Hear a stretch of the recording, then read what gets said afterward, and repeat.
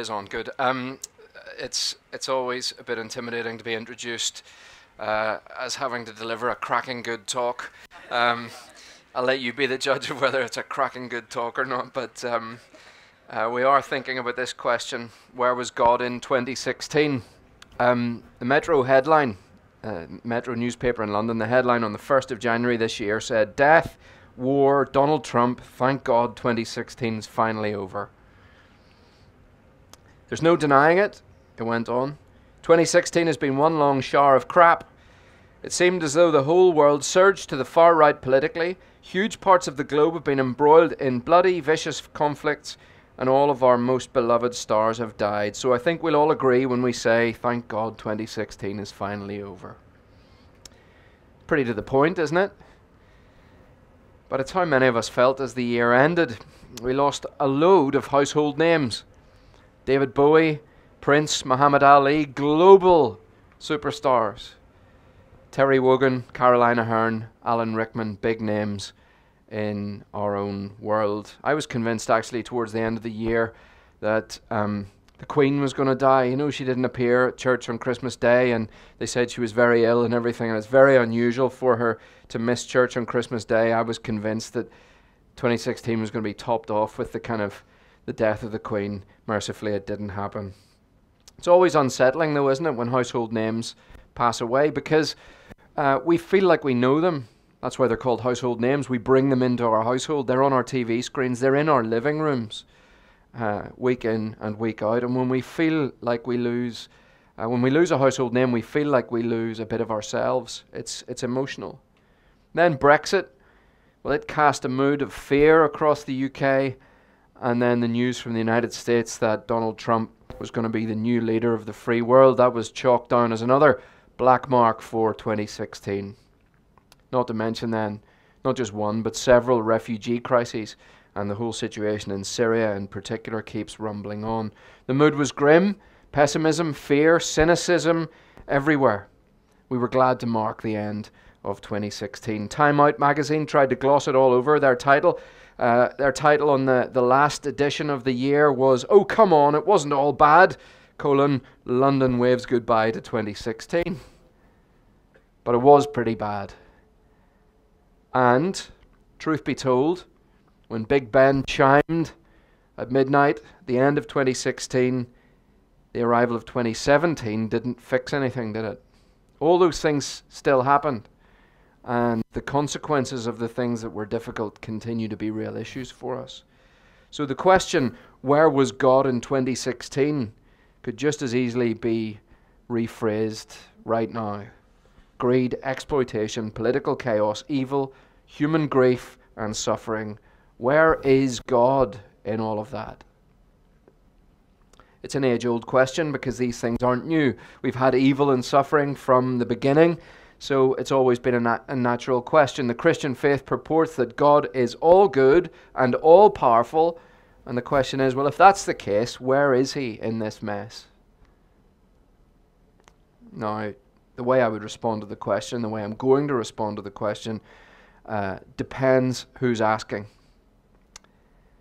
Depends what motivates the question. You see, there are two ways that you can come at it. There's the philosophical way to come at the question, and then there's the personal way to come at the question. I'm going to try and speak to both of those things. You see, it's been put as a philosophical problem for centuries. Evil and suffering exist, it is said. If God is good, he mustn't be powerful enough to stop it. Evil and suffering exist. If God is powerful and he doesn't stop it, he mustn't therefore be good. Either way, the all-powerful, all-good God of the Bible that Christians speak about can't exist. I wonder, is that your view this afternoon? If it is, I'm delighted you're here, and I'd love to talk to you more. And do please ask questions when we have question time at the end. But although it sounds initially plausible, there is a problem, I want to say, with that way of thinking. Indeed, to argue that the presence of evil and suffering disproves the existence of God has actually become broadly acknowledged by philosophers of all stripes, of all convictions, to be a bad argument. Because it assumes, you see, that simply because evil and suffering exist in the world and that appears to be pointless to me, that it therefore must be pointless. Because I can't see the point in these things, there must therefore be no point. But can you see that invests a huge amount of faith and confidence in your ability to see everything in the world accurately and say, because this makes no sense to me, therefore it must make no sense. That's a huge step of faith. That's a huge investiture of confidence in your own faculties. Are you happy to say that you understand the universe fully and accurately enough to make the claim? Yet if the Christian God is eternal, as the Christian faith proposes that he is, if he's in control of everything as we say he is, and if he's infinitely wise as we say he is, then in principle it must be possible that from his perspective he might have wise reasons that are unknown to us that allow for evil and suffering to occur. One author says this: if you have a God great and transcendent enough to be mad at because he hasn't stopped all evil and suffering, you have a God great and transcendent enough to have good reasons for allowing it to continue that you don't know. So I want to say it's a huge step of faith to get rid of God because of evil and suffering that we see around us. And I want to suggest that abandoning faith in this way actually creates a bigger problem, because it takes away our standard against which any act can be measured. See, apart from God, apart from one who says what good and evil are, how can we really know what good and evil are? Where do categories of just and unjust come from? Jean-Paul Sartre, the French existentialist, said this: if God does not exist, there is no longer any possibility of an a priori good existing. That is an independent category, a thing independent called good. It doesn't exist. It is nowhere written that one must be honest or must not lie, since we are now on the plane where there are only human beings. If God does not exist, we have neither behind us nor before us a luminous realm of values, nor any means of justification of any behavior whatsoever. See what he's saying? He's saying if there's no God, then you might feel that something is unjust or wrong, but that's precisely all that it is. Your feeling. See, apart from God, if you get rid of God in the discussion, there's no possible basis for objecting that anything in the natural order is unnatural, or that violence that goes on is wrong. Evil and suffering are problems for the Christian, yes. But what I'm trying to say is that these things are actually a bigger problem for unbelievers, because the unbeliever has no basis upon which to insist that these things should not be the way they are. Getting rid of God doesn't help. Now, I start there, but I want to move on from philosophy. That's kind of in the realm of philosophy. I want to move on from there, because here's the thing. Suffering is never philosophical for the sufferer. And some of you may have come along today because you are feeling pain, hardship, struggles, difficulty. You're suffering. And what I want to do is speak to you, and I want to speak hope to you. Because you see, to the person who is really trying to put all the pieces together, there is an answer. And there's an answer that provides us with hope. I want to say three things. The first is this: you need to know that God is not ignorant of suffering. The Christian story is clear that Jesus Christ isn't simply just some regular guy just like any other. He is God the Son. He is God who has come to earth as a human being. I'm going to read a little bit from one of the Gospels. Matthew, Mark, Luke, John, Gospel accounts that are historic accounts of the life of this man Jesus, God who came to earth. And in John's Gospel, and these uncover books that you have on the seats there, those are for you to take away if you should want. John's Gospel, they're an account of, they're a publication, of John's Gospel. In John chapter 11, there's this exchange that goes on between Jesus and two women, two sisters, Martha and Mary, over the sickness of their brother Lazarus. And they come to Jesus and they ask him, they've seen him do some miracles, they've seen him heal people, and they come and they say, come and heal him of his sickness. Jesus delays, Lazarus dies, and then this happens. Let me read. Jesus said to Martha, your brother will rise again. Martha said to him, I know that he will rise again in the resurrection on the last day. Jesus said to her, I am the resurrection and the life. Whoever believes in me, though he die, yet shall he live. And everyone who lives and believes in me shall never die. Do you believe this? She said to him, Yes, Lord, I believe that you're the Christ, the Son of God, who is coming into the world. Then Jesus goes to the house where Lazarus is, comes in, and goes and sees his friend, goes into where he is, and he says to the sisters, where have you laid him? And they say, Lord, come and see. And they go in and they see Lazarus, and it simply says, Jesus wept. Now, a few moments later, he then puts people out of the room and he goes to Lazarus and he cries out in a loud voice, Lazarus, come out. And we're told the man who had died came out, his hands and feet bound with linen and his face wrapped with a cloth. Jesus said to them, unbind him and let him go. It starts off with Lazarus being sick. The sisters come to try and get Jesus to come and heal him. He dies. Jesus comes. He weeps over the situation, and then he raises him from the dead. I want us to think about those two words, first of all, in terms of God not being ignorant of our suffering. Jesus wept. Now, he wasn't just shedding a few tears over the sad death of his friend because he was about to raise him to life in a few moments' time. Jesus wept because he was deeply distressed at the intrusion of death and suffering into God's good world. This was not the way the world was supposed to be. And so he weeps. What that tells us is that Jesus knows what it's like to feel frustration and anguish at our broken world. He looks at the mess of our world and he weeps just the way you do. He can identify with your pain. But much more than that, when Jesus goes to the cross, we see something even more profound. This is the second thing I need you to know, and it's this: God is not immune from suffering. God's not immune from it. Because of who he is, as we see Jesus, God the Son, nailed to the cross, as we see him nailed to the cross, what we have there is a display of the greatest act of evil ever perpetrated and the deepest experience of suffering ever known. And on the cross, we're told Jesus cries out, my God, why have you forsaken me?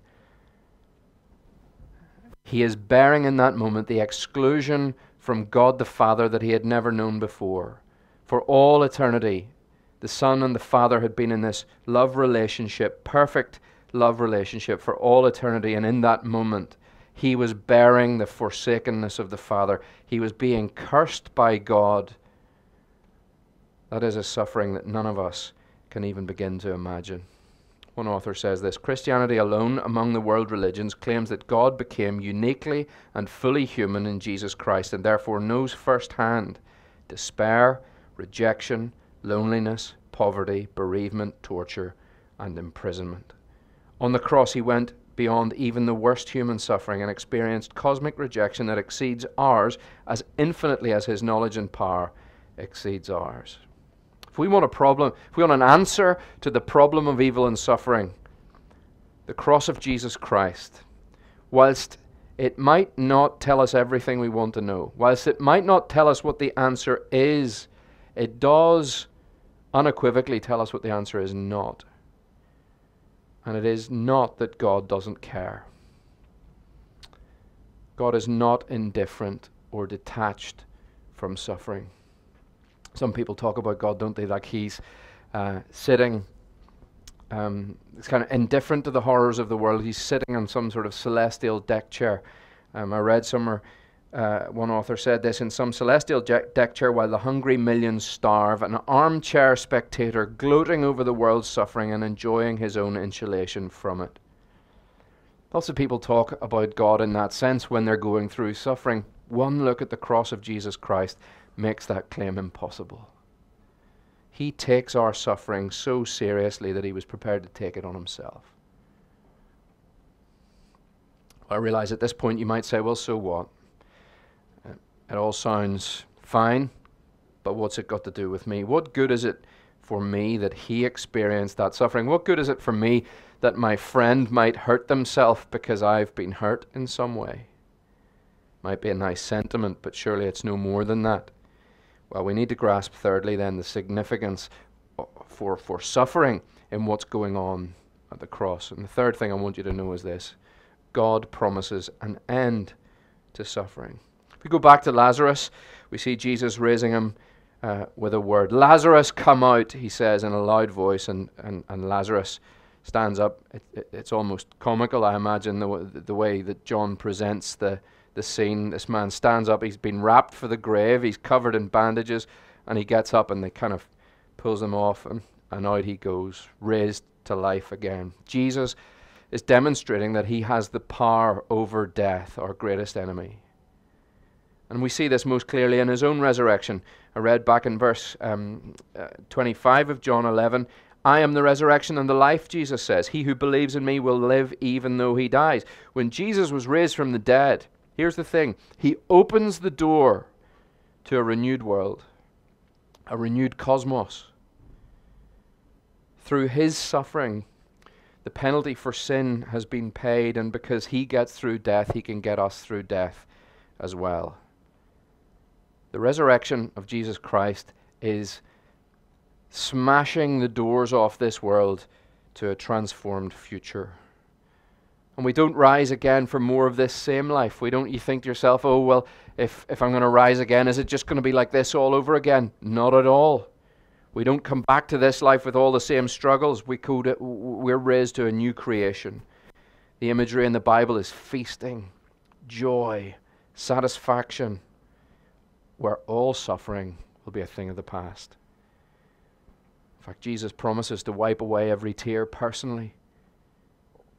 As death, that horrible enemy, will be no more. As pain, whatever that looks like for you, will only exist in our distant memories. In Jesus Christ, God promises to pull the curtain down on suffering. Guaranteed. Whatever you're struggling with now, in Jesus Christ, on that day, it will evaporate in the new creation, where everything sad will come untrue. Tolkien's phrase, it's a lovely phrase, everything sad will come untrue. I want to say as well, just as we wind down, I want to say as well, this isn't just about the future. We just kind of hang on now and wait for the end. Because the resurrection of Jesus Christ is the beginning of a renewed world. When he was raised from the dead all those years ago, that is the beginning of a renewed world. And that means that the suffering that you experience now will make your future even sweeter. A few years ago, a man that I knew, we weren't friends, we were acquaintances. I wouldn't call him a friend. We weren't enemies, just probably not buddies. Anyway, it was a man that I knew. He'd been diagnosed with a very aggressive form of leukemia. And when he went into hospital, he was expected to have a very short period of time there and not get out. He was expected to die very soon. But he rallied a bit. And he rallied so well that he managed to get home for a bit of time over Christmas. And he said that in 35 Christmases with his wife and family, that one was the best. He was very seriously ill. He could hardly move. His breathing was bad. He was in bad shape, but that was the best Christmas that he'd had in 35 years. See, when something's taken from you, in his case, his health, being able to go into his garden, he loved his garden, being able to go into his garden and walk around and look at the plants and smell the flowers and feel the grass under his feet. Family meals. He loved his wife's cooking. He talked about it all his life. And it had been taken from him during the early stages of the sickness. And he got back for that Christmas to experience all of that. And because it had been taken away, it was an even more joyful experience than before. C.S. Lewis says the same thing this way. He says, some mortals say of some temporal suffering, no future bliss could make up for it. Not knowing that heaven, shorthand for the new creation, once attained, will work backwards and turn even that agony into a glory. That's what the new creation will do for us. So, back to the question, where is God in the mess? He's at work in ways that we can't fathom. But we look to Jesus Christ, and Jesus Christ, whilst not providing tidy, easy, clean answers for suffering, understands our world and has done something seismic to sort it out. And because of his suffering, those who put their faith in him have the resources to face suffering in the here and now, and the promise of a beautiful future where suffering will be done away with forever. I'm going to stop there. I'm going to let you go to your questions and hand back to Rhiannon.